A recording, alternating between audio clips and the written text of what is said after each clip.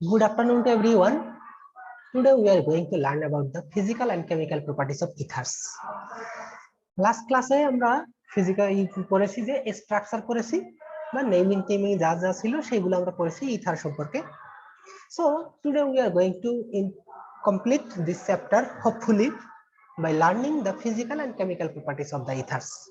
So physical property বলতে আমরা যে কোনো কম্পাউন্ডে যখন অ্যালকোহল পড়েছি অথবা লাস্ট সেমিস্টারে অ্যালকেন অ্যালকিন অ্যালকাইন্স যাই পড়েছি না কেন সেখানে ফিজিক্যাল প্রপার্টিজ বলতে বোঝাইছি যে melting point, boiling point, density অথবা সলিউবিলিটি এইগুলো। তো এখানেও ঠিক একই জিনিসই আমরা শিখবো। ফিজিক্যাল প্রপার্টি বলতে যে তাদের বয়লিং পয়েন্ট কিভাবে চেঞ্জ হয়, তারপরে মেল্টিং পয়েন্ট অথবা তাদের ডেনসিটি অথবা তাদের যে সলিউবিলিটি, পোলারিটি, এই কয়েকটা বিষয় সম্পর্কে একটু শিখবো। তারপরে কেমিক্যাল প্রপার্টিজের ভিতরে বিভিন্ন ধরনের রিঅ্যাকশন আছে যে আসলে ইথার যখন আমরা স্ট্রাকচার দেখেছি সেই স্ট্রাকচার অনুযায়ী একটা অ্যালকাইল গ্রুপ, তারপরে একটা অক্সিজেন অ্যাটম, দুই পাশে দুইটা বন্ড থাকে, তারপরে আর একটা অ্যালকাইল গ্রুপ অথবা অ্যারাইল গ্রুপ এরকম করে থাকে। সো এই যে বিভিন্ন ধরনের একটা অ্যালকাইল গ্রুপ, সেটা তার মানে কি একটা কার্বনের সাথে একটা অক্সিজেন, আবার আরেক পাশে আরেকটা কার্বনের সাথে আরেকটা অক্সিজেন যুক্ত আছে। সো এইভাবে কিন্তু ভিন্ন ধর্মী বন্ড থাকার কারণে বিভিন্ন ধরনের বিক্রিয়া হতে পারে। সো এই বিক্রিয়াগুলো কেমন হয় সেই বিক্রিয়াগুলো আমরা একটা একটা করে শিখবো। Substitution reactions of the alkyl group, মানে ওই যে অ্যালকাইল গ্রুপ যেগুলো আছে, দুই পাশে অ্যালকাইল গ্রুপ থাকে অথবা অ্যারাইল গ্রুপ থাকে, ওইখানে আমরা কি করতে পারি, একটা হাইড্রোজেনকে অন্য কোনো একটা কম্পোনেন্ট দিয়ে সাবস্টিটিউট করতে পারি বা রিপ্লেস করতে পারি, তাহলে সেরকম বিক্রিয়া পাবো। এডিশন রিঅ্যাকশন, এই যে অক্সিজেন আছে সেই অক্সিজেনটা কি হয় যে আমাদের এখানে আছে কি একটা সিঙ্গেল বন্ড, কিন্তু অক্সিজেনের একটা লোন পেয়ার থাকে, দুই জোড়া লোন পেয়ার থাকে, তাই না? এই দুই জোড়া লোন পেয়ার থাকলে সেক্ষেত্রে এই অক্সিজেন কি করতে পারে যে কারোর সাথে কোঅর্ডিনেট কোভ্যালেন্ট বন্ড ফর্ম করে এক জোড়া ইলেকট্রন ডোনেট করতে পারে কোঅর্ডিনেট কোভ্যালেন্টের মাধ্যমে। সো সেই ক্ষেত্রে কিন্তু একটা এডিশন রিঅ্যাকশন হতে পারে।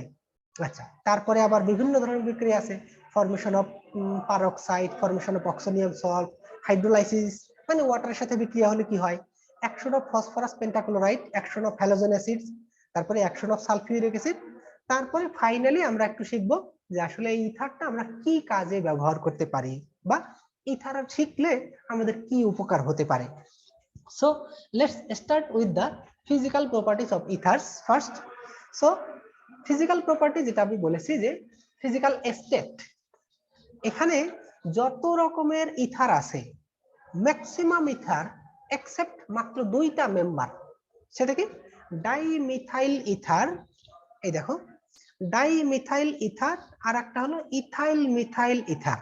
মানে কি এইখানে কার্বন আছে একটা আর একটা দুইটা, তাহলে ডাইমিথাইল ইথার এটা একটা, আর একটা হলো C2H5 আর এই হলো মিথাইল। তার মানে এইখানে যদি দুইটা ইথাইল চলে আসে তাহলে কিন্তু ওই মলিকুলটা, তার মানে কি চারটা কার্বন কন্টেইনিং যদি আমরা একটা ইথারের কথা বলি তাহলে ওই কম্পাউন্ডটাও কিন্তু রুম টেম্পারেচারে লিকুইড, আর বাকি শুধুমাত্র এই দুইটা মলিকুল রুম টেম্পারেচারে গ্যাস থাকে, আর বাকি যত ইথার আছে দুনিয়ার সব ইথার আমরা বলবো কি এটা রুম টেম্পারেচারে লিকুইড এবং এটা colourless except dimethyl ether and ethyl methyl ether, both of which are gases. All ethers are colorless liquids with pleasant odors, মানে একটু মিষ্টি মিষ্টি গন্ধ যেটা আমরা নরমালি অ্যাস্টারের থেকে পাই।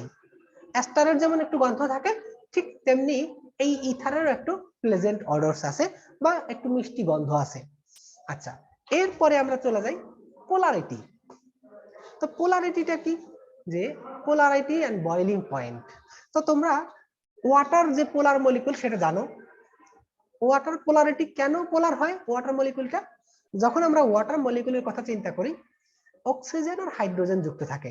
এই দেখো ইলেকট্রোনেগেটিভিটির ভ্যালুটা আমি এখানে মেনশন করে দিয়েছি যে হাইড্রোজেনের আর অক্সিজেনের ইলেকট্রোনেগেটিভিটি, অক্সিজেন হলো 3.44 আর হাইড্রোজেন হলো 2.22। তার মানে যখন একটা অক্সিজেন একটা হাইড্রোজেনের সাথে বন্ড ফর্ম করে কোভ্যালেন্ট বন্ড, তখন শেয়ার করা ইলেকট্রন এই অক্সিজেন নিজের দিকে একটু বেশি করে টেনে নেয়, so that you can have that the oxygen atom have the electron little bit closer itself এর নিজের দিকে ইলেকট্রন শেয়ার করা ইলেকট্রনটা একটু বেশি থাকে, আর এই হাইড্রোজেনের যেহেতু টানার শক্তিটা একটু কম, that means electronegativity is little bit less compared to oxygen, so the shared electron is staying, or the shared electron stays little bit far away from the hydrogen atom.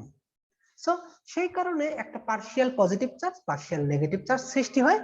এখন এখানে আমরা যদি বলি যে ইথার মলিকুল, এই হলো একটা alkyl, এই অক্সিজেন আর একটা অ্যালকাইল, তাহলে এই যে অক্সিজেন অ্যালকাইল গ্রুপ মানে কি, আসলে এই অক্সিজেনটা যুক্ত আছে একটা কার্বনের সাথে, তাহলে এই কার্বনের সাথে যদি যুক্ত থাকে তাহলে সেই ক্ষেত্রে এই কার্বনের ইলেকট্রোনেগেটিভিটি 2.55, যেটা হাইড্রোজেনের থেকে একটু বেশি। এবং যদি আমরা ডিফারেন্স বের করার চেষ্টা করি, অক্সিজেন এবং হাইড্রোজেন এই দুইটার মধ্যে ইলেকট্রোনেগেটিভিটির ডিফারেন্স যতটা, অক্সিজেন এবং কার্বনের মধ্যে ইলেকট্রোনেগেটিভ ডিফারেন্সটা আর একটু কম, কারণ এটা হলো 2.55 আর 3.44 আর এটা 2.2, তাহলে এই দুইটার মধ্যে ডিফারেন্স যতটুকু আর এইটার মধ্যে ডিফারেন্সটা তার থেকে একটু কম, যে কারণে আমরা দেখতে পাচ্ছি কি যে এই যে শেয়ার করা ইলেকট্রন অক্সিজেন এবং কার্বন, তার মানে এই অক্সিজেন এবং এখানে একটা কার্বন আছে, অথবা এই এখানে অক্সিজেন এখানে কার্বন আছে, তাহলে এই শেয়ার করা ইলেকট্রন ওয়াটারের ভিতরে যতটা পার্শিয়াল পজিটিভ পার্শিয়াল নেগেটিভ হয় ততটা হয় না, বাট কিছুটা হয় পার্শিয়ালি।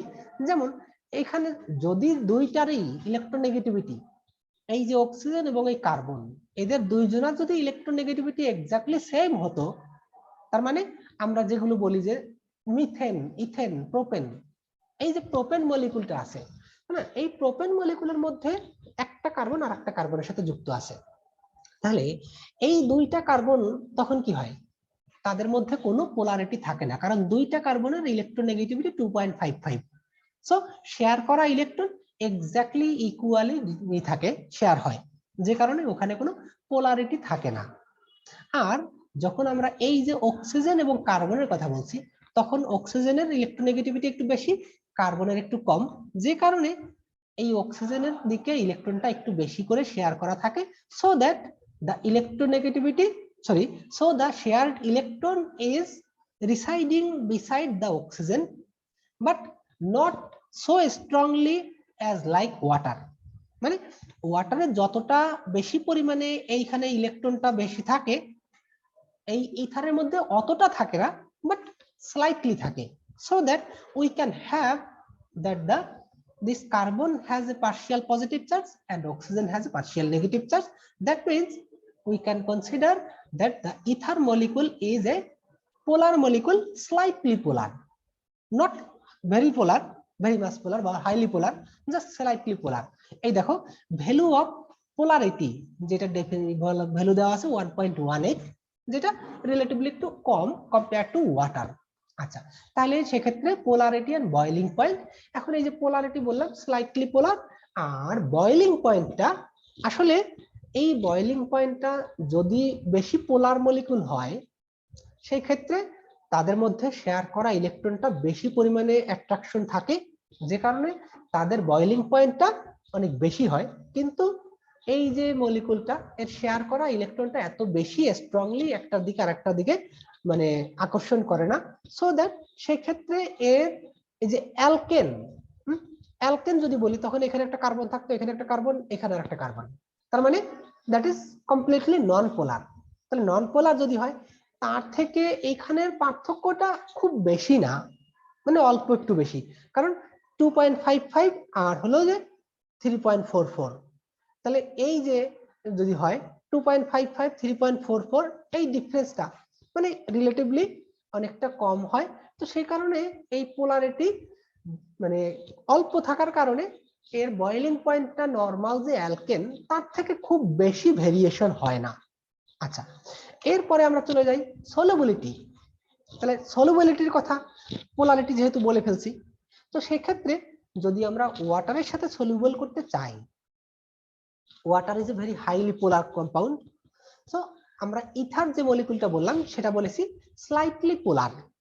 তার মানে এখন তোমরা কেউ একজন বলো যে তাহলে সেক্ষেত্রে এই ইথারটা কি আমাদের বেশি সলিউবল হবে না কম সলিউবল হবে? কেউ একজন বলো। ইথার কি ওয়াটারে বেশি সলিউবল হবে না কম সলিউবল হবে? স্যার কম সলিউবল হবে। আচ্ছা, ইয়েস, কম সলিউবল মানে পার্শিয়ালি সলিউবল, কারণ আমরা বলেছি যে ইথারটা পার্শিয়ালি পোলারাইজড। দ্যাট মিন্স এই যে পোলারিটির ভ্যালু বলে দিছি 1.18 এবং এখানে বলা আছে slightly polar. Therefore the ether molecule will be slightly soluble in water because water is a highly polar।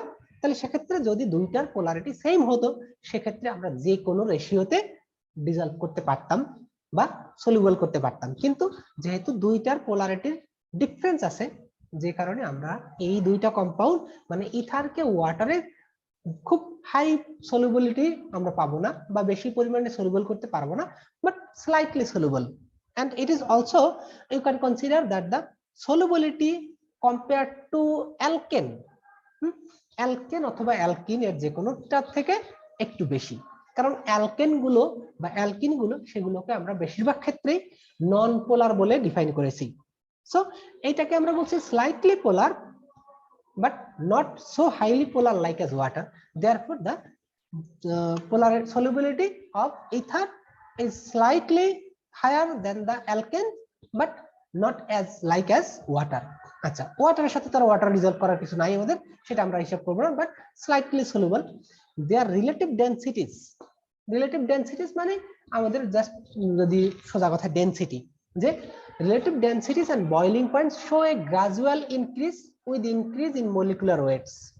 যেটা আমরা অ্যালকোহল পড়তে গিয়ে আমরা বলেছি যে আসলে কোনো একটা মলিকুলার বয়লিং পয়েন্ট কেন বৃদ্ধি পায় অথবা কেন হ্রাস পায় সেটা, তাহলে মলিকুলার ওয়েট বৃদ্ধি পেলে সেখান থেকে আমরা দেখতে পাই যে এর মানে বয়লিং পয়েন্টটা আস্তে আস্তে বৃদ্ধি পায়, তারপরে ডেনসিটিটাও আস্তে আস্তে বৃদ্ধি পায়। আর লোয়ার ইথার অ্যাক্ট অ্যাজ অ্যানেস্থেটিক্স। আচ্ছা, এটা আমরা আমরা একদম লাস্টের স্লাইডে গিয়ে পড়বো যে আসলে ইথারটাকে আমরা কি কাজে ব্যবহার করি, সেটা আমরা আরেকটু বেশি করে ডিটেইলস দুইটা তিনটা পয়েন্ট পড়বো। যে আসলে এই যে মানে ছোট ছোট যে ইথার গুলো আছে, মিথাইল ইথার অথবা মিথাইল ইথাইল ইথার অথবা ডাইমিথাইল ইথার অথবা ডাইইথাইল ইথার, এরকম ছোট ছোট যে ইথার গুলো আছে, ছোট মলিকুল গুলো আছে, এইগুলোকে আমরা বিভিন্ন সময় অ্যানেস্থেসিয়া বা অ্যানেস্থেটিক্স হিসেবে ইউজ করতে পারি। আচ্ছা, তাহলে এই অ্যানেস্থেসিয়া জিনিসটা কি এটা জানো তো? কার জানা আছে? জি স্যার। বলো তো কি? সার্জারি পেশেন্টকে ইয়ে করার জন্য। হ্যাঁ, তুমি হাবিব বলছো তাই তো? আচ্ছা, হ্যাঁ, তোমার এটা ভালো জানার কথা, কারণ তুমি এগুলো কিছু কাজ করে আসছো সেক্ষেত্রে। তো এটা তাহলে তুমি সবাইকে ভালোভাবে বোঝাতে পারবা যে নরমালি যে কোনো পেশেন্টকে যদি আমরা কখনো কখনো এই করতে চাই, মানে কোনো একটা মানে সার্টেন রিজিয়ন যদি ফিলিংস লেস, আমরা সোজা কথা যদি আমরা অনুভূতিহীন করতে চাই, আমাদের সেলগুলোকে সাময়িকভাবে মানে আমাদের ব্রেইনে তার সেন্সর পাঠাবে না, মানে সেন্সিটিভিটিটা পাঠাবে না যে আসলে আমার কোনো একটা জায়গায় হয়তো অপারেশন করতে হবে অথবা অন্য কোনো ইনজেকশন পুশ করতে হবে, তো সেই ক্ষেত্রে কি করা হয়, একটা লোকাল অ্যানেস্থেসিয়া বলে একটা টার্ম আছে, যে একটা কোনো নির্দিষ্ট জায়গায় সামান্য একটা কেমিক্যালস অথবা কখনো একটা ইনজেকশনের মাধ্যমে একটা কেমিক্যালস ইনজেক্ট করা হয়, যাতে কিনা ওই জায়গার অনুভূতিটা সেই মুহূর্তে সেলগুলো সাময়িকভাবে, এটা ডেড বলবো না, বাট মানে ওই যে সেলগুলো অ্যাক্টিভিটি একটু রিল্যাক্স হয়ে যায় বা একটু স্থিমিত হয়ে যায়, যে কারণে ওর সেন্সটা আমাদের ব্রেইনে পৌঁছায় না, যে কারণে আমরা ফিল করতে পারি না। হয়তো আমরা দেখছি আমাদের চোখের সামনে আমাদের হাতের কোনো একটা জায়গায় কিছু কাটছে, কিন্তু তুমি কোনো ব্যথা ফিল করবা না। তাহলে এটা হলো যে লোকাল অ্যানেস্থেসিয়া বা এরকম যে কোনো কেমিক্যালস যেটা আমরা ব্যবহার করি। সো এই যে ইথার গুলো আছে, লোয়ার ইথার গুলোকে আমরা সেই রকম ভাবে ব্যবহার করতে পারি। Now let's see the chemical properties of ethers. আচ্ছা, the chemical behavior of ethers follows from their structure. আচ্ছা, এই যে আমাদের আর ও আর প্রাইম, তাহলে এখানে আরও থাকতে পারে অথবা আর প্রাইম, আমরা দুইটা আলাদা বললাম, অথবা কখনো কখনো এটা অ্যালকাইল হতে পারে অথবা অ্যারাইলও হতে পারে। সো এই যে স্ট্রাকচারটা আছে, এই স্ট্রাকচারের উপরে ভিত্তি করেই কিন্তু আমরা বলতে পারবো যে আসলে কোন জায়গায় বা কি ধরনের বিক্রিয়া হতে পারবে। দেখো, এই যে একটা অ্যালকাইল গ্রুপ আছে, এই অ্যালকাইল গ্রুপটা this is exactly similar to the alkanes. মানে আমরা যখন অ্যালকেনের চ্যাপ্টার করেছিলাম লাস্ট সেমিস্টারে, সেই অ্যালকেনের যে ধরনের বিক্রিয়াগুলো হয়েছে মোটামুটি তুমি সেই সব ধরনের বিক্রিয়া এখানে পাবা। কারণ এই যে alkyl group, this is exactly similar what we have for the alkanes, this is also similar. So এইখানে আমরা সাবস্টিটিউশন রিঅ্যাকশন পেতে পারি, কারণ অ্যালকেনের ক্ষেত্রে আমরা সাবস্টিটিউশন রিঅ্যাকশন দেখেছি। তারপরে তার মানে সোজা কথা এটা একটা হাইড্রোকার্বন, এটা হাইড্রোকার্বন। আর এই যে ইথারিয়াল অক্সিজেন, তা এই ইথারিয়াল অক্সিজেন এখন এই অক্সিজেনের সাথে এইখানে অ্যালকাইলের সাথে যুক্ত আছে কি, একটা কার্বনের সাথে যুক্ত আছে। সো এই কার্বনের সাথে অক্সিজেন যুক্ত হলে সেক্ষেত্রে এটা আমরা একটু আগে দেখলাম কি পার্শিয়ালি পোলার বা স্লাইটলি পোলার। এই পার্শিয়ালি পোলার হলে সেক্ষেত্রে আমাদের যে রিঅ্যাক্টিভিটিটা, যে পার্শিয়ালি পোলার খুব স্ট্রং বন্ধন না, মানে মোটামুটি বা রিলেটিভলি স্ট্রং। তো সেই ক্ষেত্রে আমরা যদি এর মানে একটা পাওয়ারফুল রিয়েজেন্ট যদি এখানে অ্যাড করতে পারি, দেন we can have some reaction to this group. even এই যে অক্সিজেন আছে, এই অক্সিজেনের দুই জোড়া লোন পেয়ার আছে, কারণ এই অক্সিজেনের এইটা একটা সিঙ্গেল বন্ড, এইটা একটা সিঙ্গেল বন্ড, আর এইখানে আরো দুইটা চারটা ইলেকট্রন এই অক্সিজেনে থেকে যায়। তাহলে চারটা ইলেকট্রন যদি এই অক্সিজেনে থাকে লোন পেয়ার হিসেবে, দেন it can make bond coordinate covalent by sharing one pair of electron to a group or atom. কোনো একটা অ্যাটম অথবা গ্রুপে এক জোড়া ইলেকট্রন কোঅর্ডিনেট কোভ্যালেন্টের মাধ্যমে করে শেয়ার করে বন্ড ফর্ম করতে পারে। সো এই ধরনের রিঅ্যাকশন কিন্তু আমরা এখানে দেখতে পাবো। So at the hydrocarbon group, মানে এই অংশটা hydrocarbon group, ethers behave exactly like alkanes undergoing halogenation. মানে হ্যালোজিনেশন সেটা কি সাবস্টিটিউশন হতে পারে, যেমন আমরা যখন মিথেনের ক্ষেত্রে পড়েছিলাম, মিথেনের ক্ষেত্রে হ্যালোজিনেশন যখন হয় প্রথমে কি হয়, একটা হাইড্রোজেন একটা ক্লোরিন দিয়ে রিপ্লেস হলো, তাহলে সেটা হলো মিথাইল ক্লোরাইড অথবা ক্লোরোমিথেন। আচ্ছা, তারপরে দুইটা হাইড্রোজেন দুইটা ক্লোরিন দিয়ে রিপ্লেস হলো, তাহলে সেখানে আমরা কি করছি CH2Cl2, তারপরে ক্লোরোফর্ম CH3 এরকম করে, তারপরে আরেকটা হাইড্রোজেন বাকি আছে, সেই হাইড্রোজেনটাও রিপ্লেস হতে পারে, সেটা হতে পারে কি কার্বন টেট্রাক্লোরাইড। তো এরকম করে কিন্তু আমরা ওই হাইড্রোকার্বন গুলো অথবা অ্যালকেন গুলো যেভাবে বিক্রিয়া দিয়েছে হ্যালোজেনের সাথে, সেরকম করেও কিন্তু আমরা এখানে বিক্রিয়া পাবো। দেন the ethereal oxygen linked to two carbons, আমি যেটা দেখিয়েছি যে এখানে এই যে ইথারিয়াল অক্সিজেন এটা এখানে এর সাথে যুক্ত আছে, আবার রাইট সাইডেও আরেকটার সাথে কার্বনের সাথে যুক্ত আছে। এই যে অ্যালকাইল গ্রুপ, এটা আরেকটা অ্যালকাইল গ্রুপ, তাহলে এই অ্যালকাইল গ্রুপ এর সাথে একটা হাইড্রোজেনের সাথে কার্বনের সাথে যুক্ত, এটা আরেকটা কার্বনের সাথে যুক্ত আছে।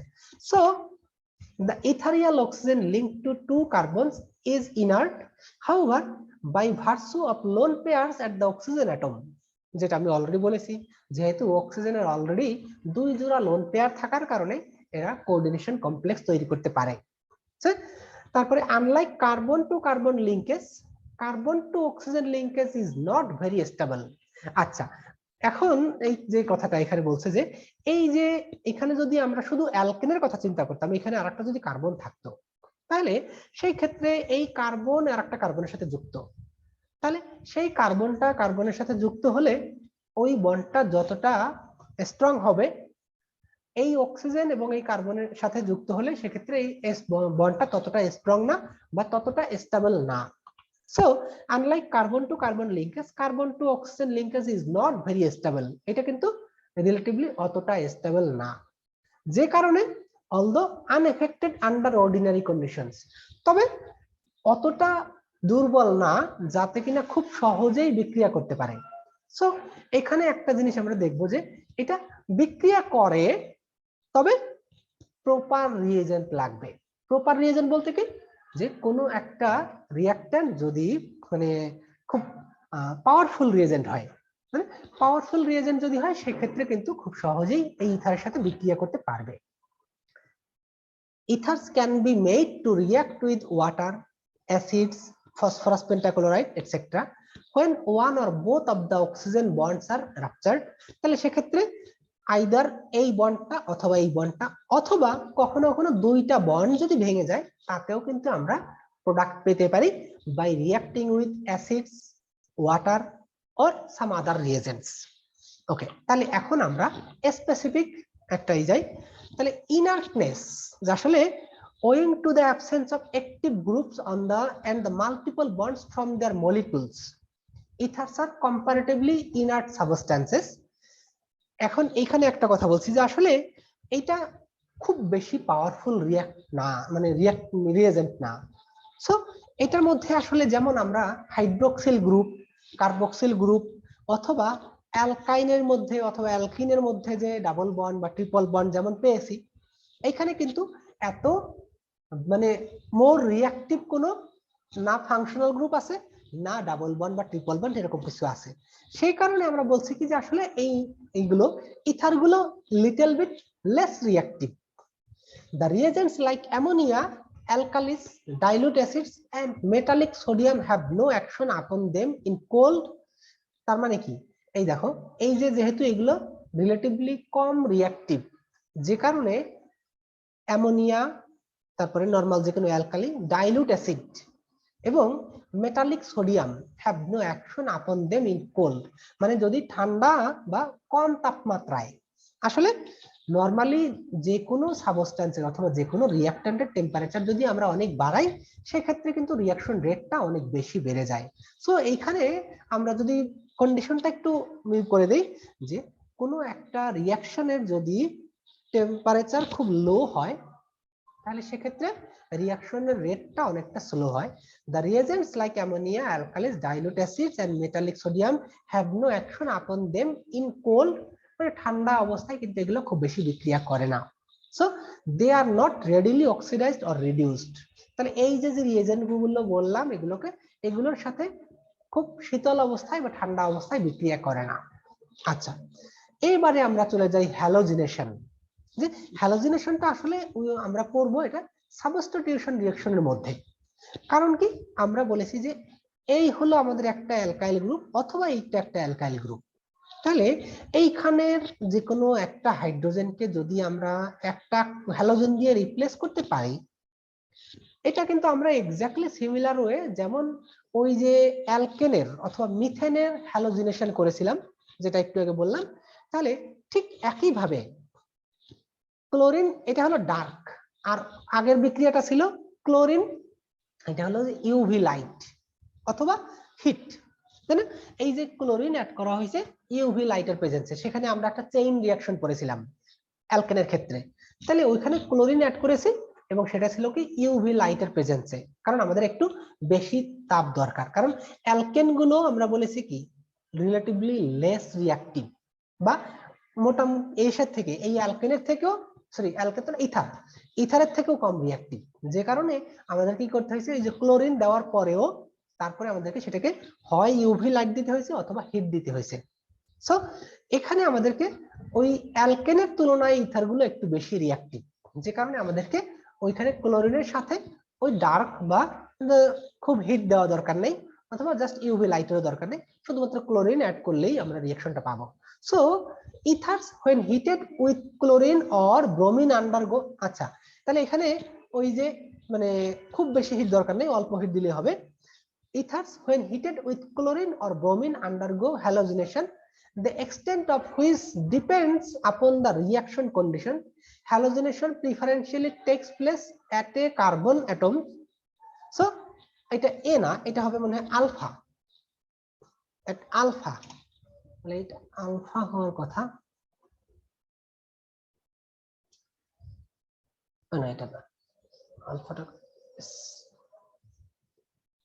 আচ্ছা তাহলে দেখো আলফা কার্বন বলছে কেন, তাহলে এই যে ডাই ইথাইল ইথার, তাহলে এখন ক্লোরিনটা কোথায় হচ্ছে, এই হলো আমাদের ইথার, এই যে ইথার আছে, ইথারের মানে ইথারিয়াল অক্সিজেন, তাহলে এর পাশে যে কার্বনটা, এই কার্বন অথবা এই কার্বন, তাহলে এটাকে বলবো আলফা কার্বন, এটাকে হলো বিটা কার্বন। একইভাবে আলফা কার্বন বিটা কার্বন, তাহলে এই আলফা পজিশনে এটার কি হয়, এই হ্যালোজিনেশনটা হচ্ছে। তাহলে আমরা বলবো যে এই হ্যালোজিনেশনটা হচ্ছে at the alpha carbon atoms, not এই the further, মানে এই অক্সিজেনের কাছাকাছি যে অ্যাটমটা আছে তার কাছাকাছি, মানে তার সাথে ওই সাবস্টিটিউশনটা হবে।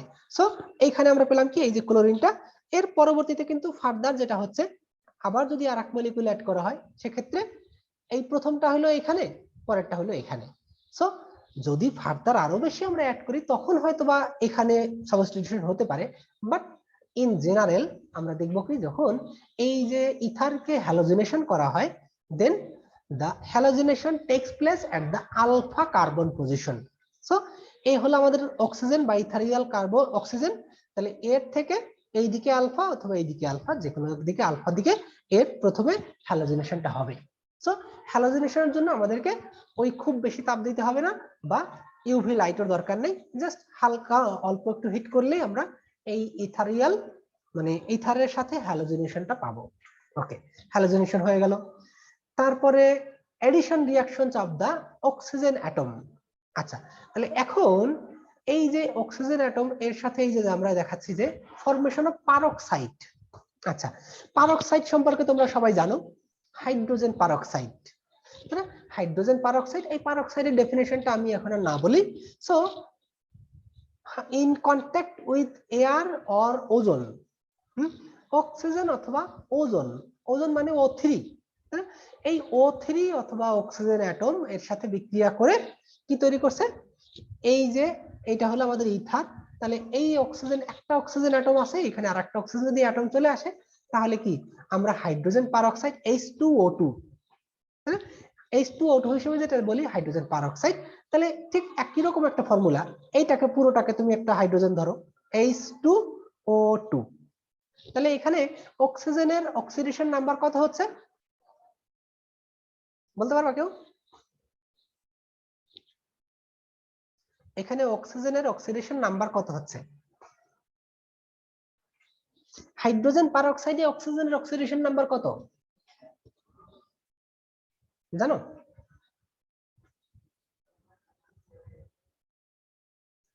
আসলে পারঅক্সাইড, সুপার অক্সাইড বা অক্সাইড এই কম্পাউন্ড গুলোকে ডিফাইন করা হয় অক্সিজেনের অক্সিডেশন নাম্বারের উপরে বেস করে। নরমাল যে কোনো অক্সাইড, সোডিয়াম অক্সাইড যদি বলি, তাহলে সোডিয়াম অক্সাইডের ফর্মুলাটা কি Na2O, তাই না? অথবা ম্যাগনেসিয়াম অক্সাইড বললে MgO। তাহলে এখানে অক্সিজেনের অক্সিডেশন স্টেট হলো -2, তাহলে এটা হলো নরমাল অক্সাইড। পার অক্সাইড, পার অক্সাইড মানে হলো অক্সিজেনের অক্সিডেশন নাম্বার কত হবে বলো একজনে?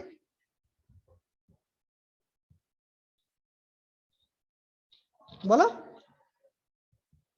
পার oxide -1।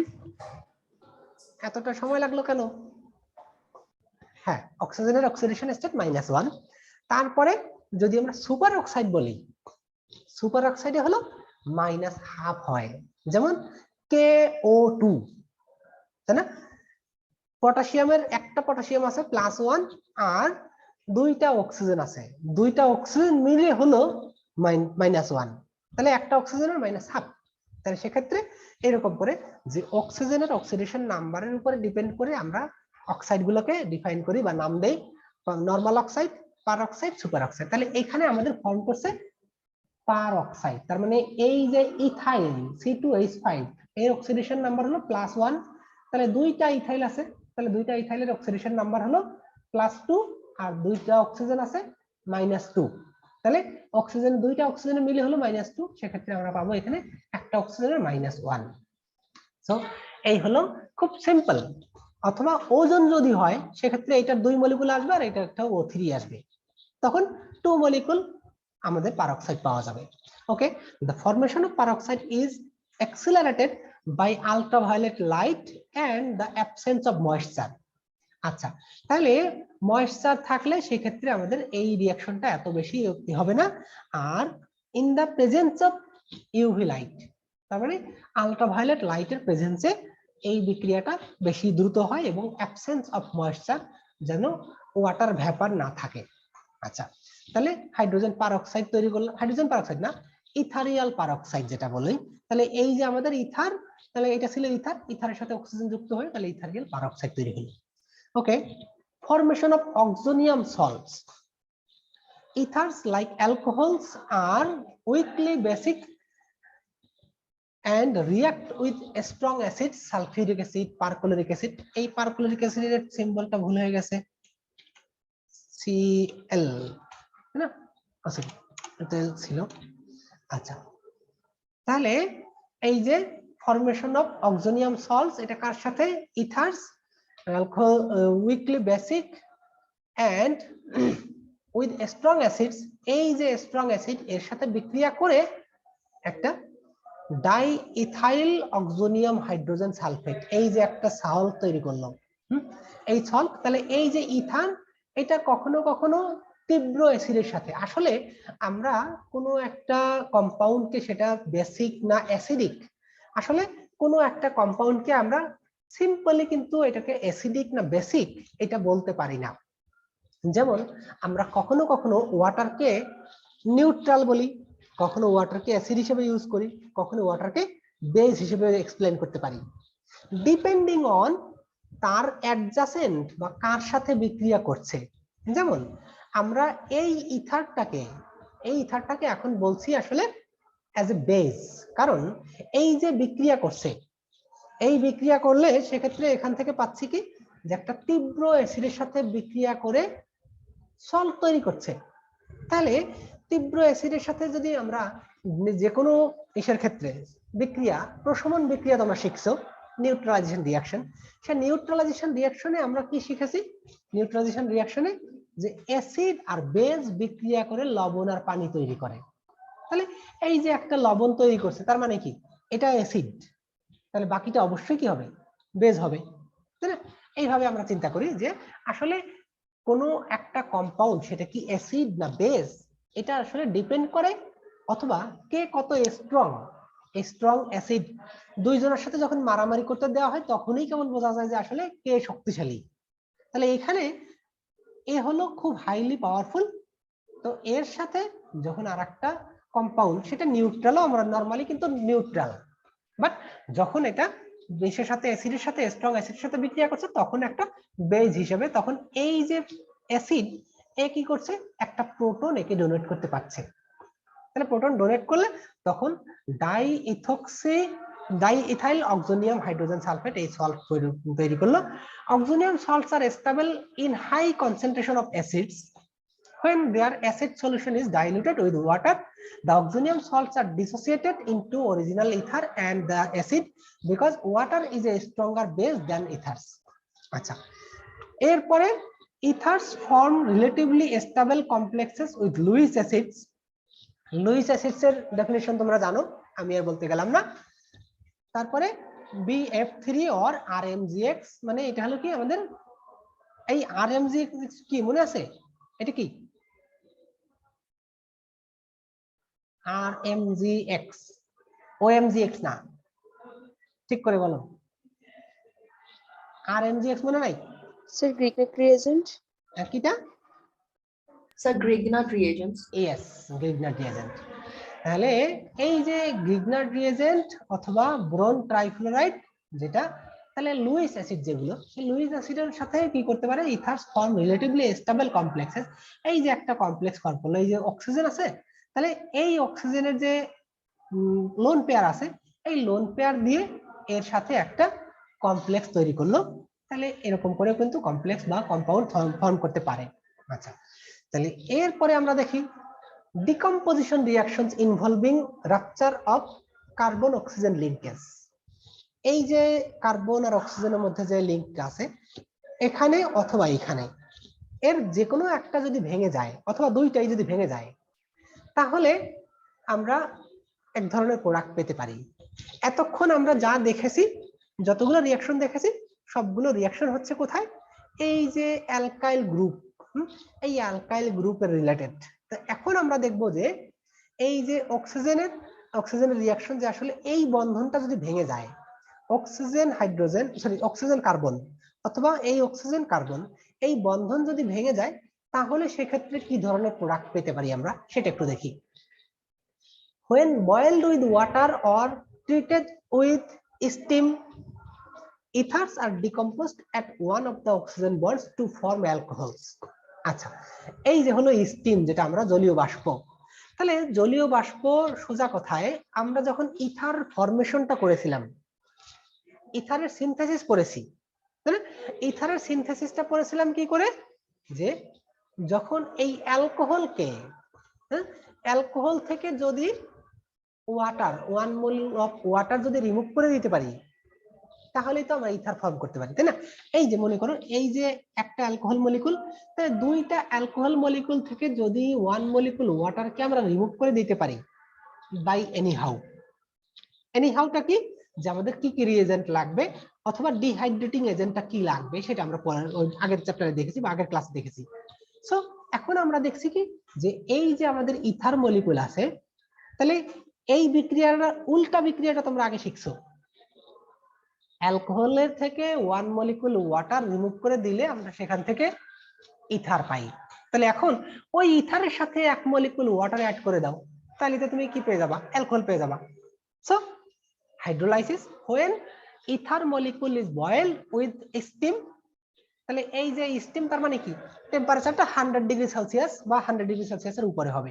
So we are getting that এই যে রিঅ্যাকশনটা যে ইথার মলিকুল ওয়াটারের সাথে বিক্রিয়া করে, তাহলে এই যে একটা হাইড্রোজেন কি হবে, যে এখানে একটা ওএইচ, তাহলে দুইটা মলিকুল, তাহলে এখানে C2H5OH আলটিমেটলি এই বন্ডটা ভেঙে যাবে, তাই না? when boiled with water or treated with steam, ethers are decomposed at one of the oxygen bonds to form alcohols। তাহলে এই যে এক মলিকুল ওয়াটার ভেঙে গিয়ে একটা হাইড্রোজেন আর একটা ওএইচ, তাহলে যদি অক্সিজেনটা মনে করো আমরা যদি এখানে বন্ধন ভাঙে, এখানে যদি বন্ধনটা ভেঙে যায়, তাহলে এই সাইডে থাকতেছে কি C2H5O, তাহলে অ্যালকোহল হওয়ার জন্য আমাদের দরকার একটা হাইড্রোজেন, তাহলে C2H5O, তারপরে এই হাইড্রোজেনটা আসলো OH হলো, আর এই পাশে থাকে কি C2H5, তাহলে এই যে C2H5, তাহলে এই যে ওয়াটার থেকে OH টা আসতেছে, তাই না? তাহলে C2H5OH এটা যদি যুক্ত হয়ে যায় তাহলে C2H5OH আমরা পাচ্ছি। সো ওভারঅল আমরা দেখতে পাচ্ছি কি যে এক মলিকুল ইথারের সাথে যদি 1 মলিকুল ওয়াটার যুক্ত হয় তাহলে আমরা 2 মলিকুল অ্যালকোহল পাই। কিভাবে? By rupture or by decompose of this oxygen carbon bond. এটাও ভাঙতে পারে অথবা এটা, যেটাই ভাঙুক না কেন। The rate of hydrolysis of ethers is accelerated considerably by the presence of acids। আচ্ছা, এইখানে যদি আমাদের আসলে একটা অ্যাসিডিক মিডিয়া, অ্যাসিডিক মিডিয়া থাকে, that means H+ or something এরকম। সো অ্যাসিডিক মিডিয়া যদি থাকে তাহলে সেক্ষেত্রে এই বিক্রিয়াটা একটু বেশি হয়। সো এটাকে আমরা অ্যাসিড হাইড্রোলাইসিস বলতে পারি। এই বিক্রিয়াটাকে তখন অ্যাসিড হাইড্রোলাইসিস বললে যে একটা অ্যাসিডের প্রেজেন্সে ওই বিক্রিয়াটা একটু বেশি দ্রুত হবে, so that we can consider this reaction as acid hydrolysis to get alcohol from ether. Action of phosphorus pentachloride. আচ্ছা, এইখানে বিক্রিয়াটা একটু সেপারেট করে লেখা হয়েছে। সো দেখো এই যে এখানে আমাদের এই অক্সিজেনটার 2টা বন্ধনই ভেঙে যাবে, এটা ভাঙবে এটা ভাঙবে। অ্যাকশন অফ ফসফরাস পেন্টাক্লোরাইড, দেখো ফসফরাস পেন্টাক্লোরাইডটাকে আমি লিখছি কিভাবে, PaCl3, এই পাশে একটা ক্লোরিন এই পাশে একটা ক্লোরিন। তাহলে এই অক্সিজেনটা এই PO এখানে চলে আসবে, দেখো P, এই অক্সিজেনটা এই মাঝখানে, অক্সিজেনটার এই পাশে 2টা ইথাইল আছে, এটা একটা ইথাইল আছে, তাহলে এই ইথাইলের 2 পাশে একটা P আর একটা Cl3 এটা চলে আসলো, ফসফরাস আর ক্লোরিন মানে Cl3। তাহলে আর এই যে ক্লোরিন, একটা ক্লোরিন এটার সাথে আসবে আর একটা ক্লোরিন এটার সাথে আসবে। সো আলটিমেটলি দেখো C2H5Cl আবার এখান থেকে C2H5Cl এটা তৈরি হলো, তাহলে 2 মলিকুল C2H5Cl অ্যালকাইল হ্যালাইড সাথে POCl3, এই একটা অক্সিজেন ছিল, সেই একটা অক্সিজেন কিন্তু এখানে চলে আসছে, তাহলে POCl3। তাহলে এভাবেই কিন্তু এই বিক্রিয়াটা হচ্ছে with hot phosphorus pentachloride. Ethers react with cleavage at both the oxygen bonds forming alkyl chlorides। So এই যে ইথার মলিকুলটা আছে, এই ইথার মলিকুলের সাথে হট ফসফরাস পেন্টাক্লোরাইড এটা বিক্রিয়া করে এই 2টা ক্লোরিন 2টা ইথাইল বা অ্যালকাইল গ্রুপের সাথে যুক্ত হয়ে অ্যালকাইল হ্যালাইড তৈরি করলো, আর সাথে আমরা POCl3 এই ধরনের কম্পাউন্ড পেলাম। এরপরে দেখি অ্যাকশন অফ হ্যালোজেন অ্যাসিডস। আচ্ছা, হ্যালোজেন অ্যাসিডস সম্পর্কে তোমরা জানো জাস্ট HX, যেটা আমরা বলি যে halogen acid, hydrochloric acid, hydroiodic acid, hydrobromic acid. তাহলে এই যে হ্যালোজেন অ্যাসিড এর সাথে বিক্রিয়ায় আমরা একটু ভিন্ন ভিন্ন ধরনের প্রোডাক্ট পাবো। সেটা কেমন দেখো, ethers are readily cleaved by hydroiodic acid and hydrobromic acid. দেখো হাইড্রোআয়োডিক অ্যাসিড অথবা হাইড্রোব্রোমিক অ্যাসিড এগুলো দিয়ে তোমরা কি বেশি নয়েজ পাচ্ছ?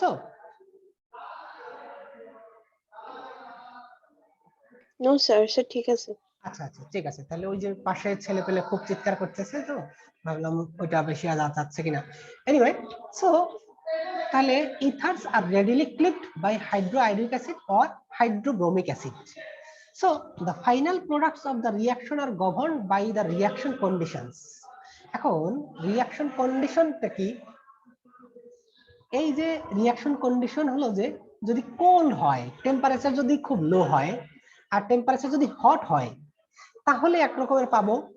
আবার আমরা ইথারকে দুই ভাবে ভাগ করেছিলাম, দুইটা, একটা ছিল কি সিম্পল ইথার আর একটা বলেছিলাম কমপ্লেক্স ইথার। সিম্পল ইথার বলছিলাম কোনগুলো? যেই ইথারের দুই সাইডে দুইটা যদি একই ধরনের অ্যালকাইল গ্রুপ থাকে সেগুলোকে বলেছি আমরা সিম্পল ইথার। আর একটা বলেছি কমপ্লেক্স ইথার, যেখানে যে শেষ হলো।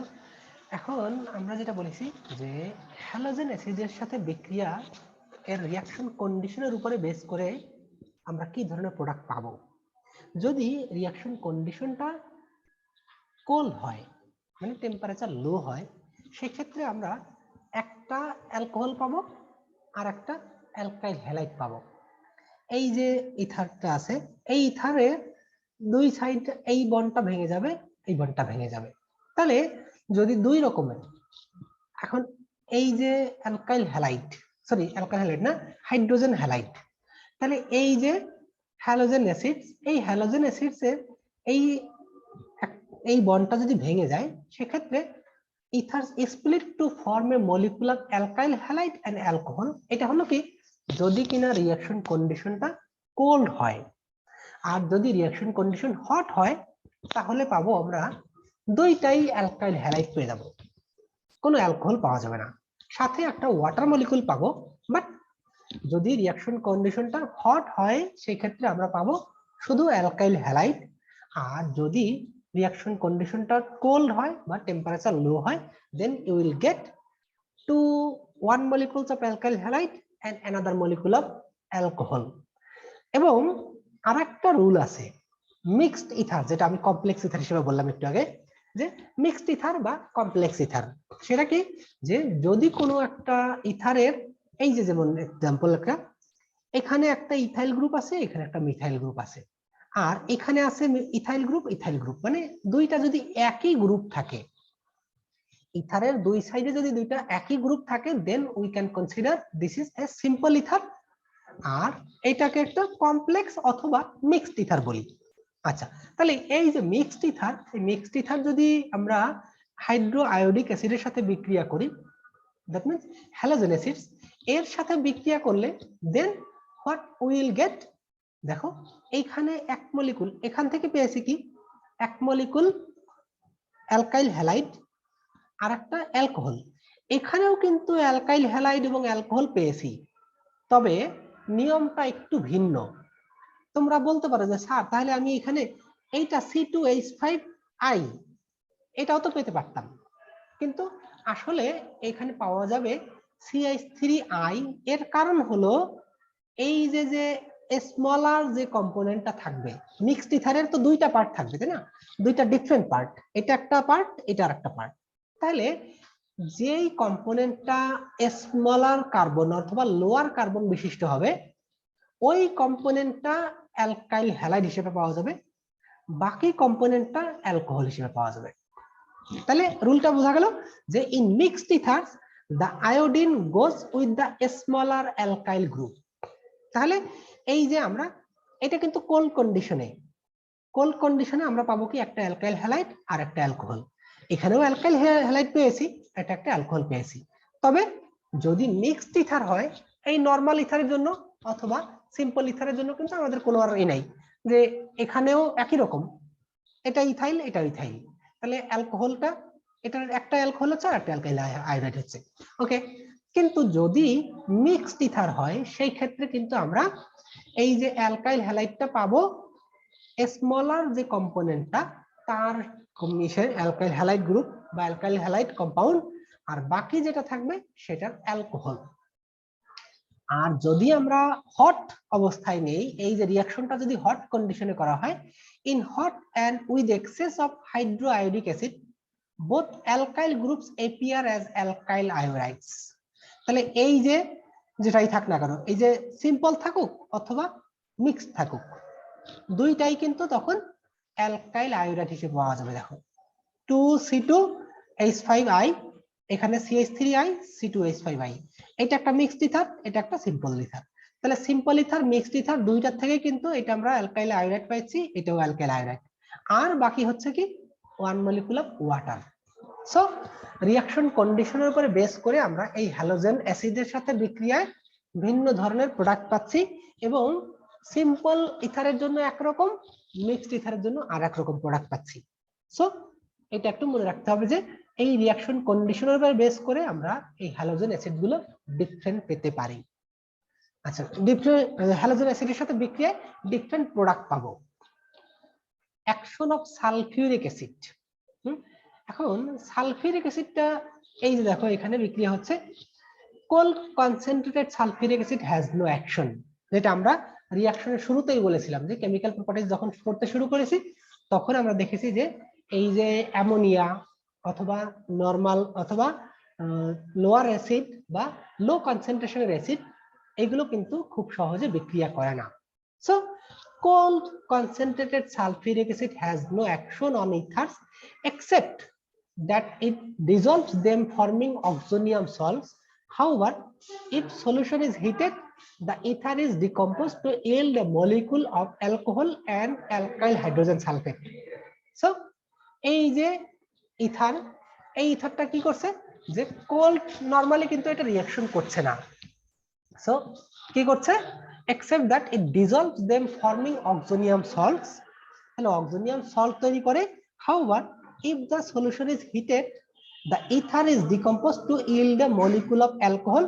তবে যদি এটাকে তাপটা বাড়ানো হয়, তাপমাত্রা যদি বাড়ানো হয়, তাহলে সেক্ষেত্রে এই যে ইথার সালফিউরিক অ্যাসিডের সাথে বিক্রিয়া করে কি তৈরি করবে, অ্যালকোহল আর ethyl hydrogen sulphate. So with excess of sulfuric acid, the molecule of alcohol produced also hydrogen sulfate. তাহলে যদি এক্সেস পরিমাণে সালফিউরিক অ্যাসিড নেওয়া হয়, with excess of sulfuric acid, the molecule of alcohol produced also hydrogen, molecule of alcohol produced also hydrogen sulfate. আচ্ছা, যদি বেশি পরিমাণে alcohol নেওয়া হয়, সরি সালফিউরিক অ্যাসিড নেওয়া হয়, তখন এই যে অ্যালকোহল, এই অ্যালকোহলটা ফার্দার আবার সালফিউরিক অ্যাসিডের সাথে বিক্রিয়া করে ইথাইল হাইড্রোজেন সালফেট হিসেবে ফর্ম করবে।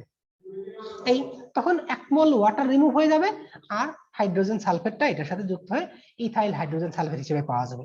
সো এই যে রুম টেম্পারেচারে অথবা নরমাল ভাবে কিন্তু এই সালফিউরিক অ্যাসিড রিঅ্যাকশন করে না। প্রথমে কি করে, যদি অ্যাড করা হয় তখন সেটা ডিজলভ হয়ে যায়, তখন অক্সোনিয়াম সল্ট তৈরি করে।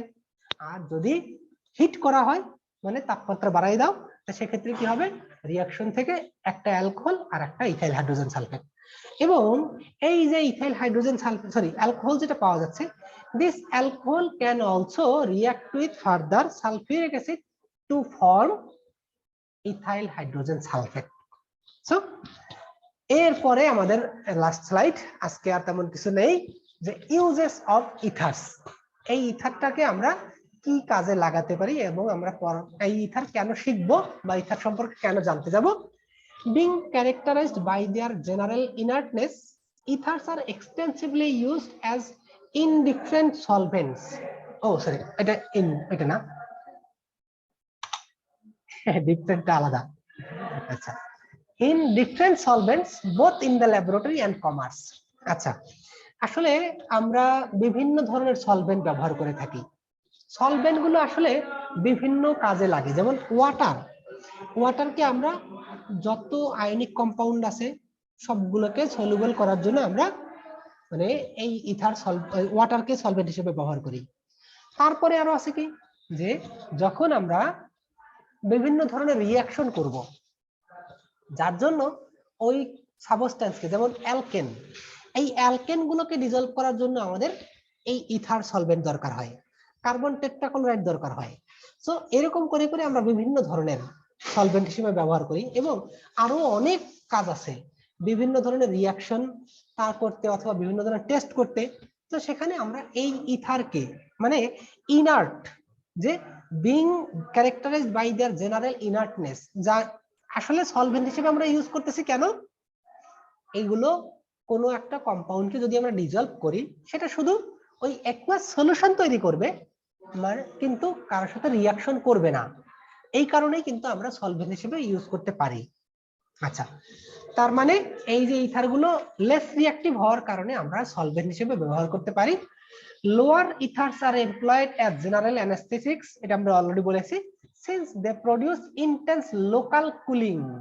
আচ্ছা, এই যে কেন এটা আসলে কুল করতেছে, মানে কেন অ্যানেস্থেসিয়া হিসেবে কাজ করছে, যে তোমরা যদি কখনো শীতের সময় বাইরে বের হও, বাইরে বের হলে তখন যদি কোনো একটা জায়গায় তুমি ধাক্কা লাগাও, মানে হাতে বা গায়ে কোথাও যদি ধাক্কা লাগে, তখন কিন্তু সেখানে আর ফিল করতে পারো না যে আসলে ওই জায়গার অনুভূতিটা কমে গেছে।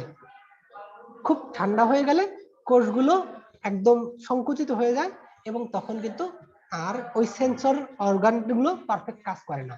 সো ওই যে সেক্ষেত্রে কি বলছে, দে প্রডিউস ইন্টেন্স লোকাল কুলিং, মানে local cooling when sprayed on skin.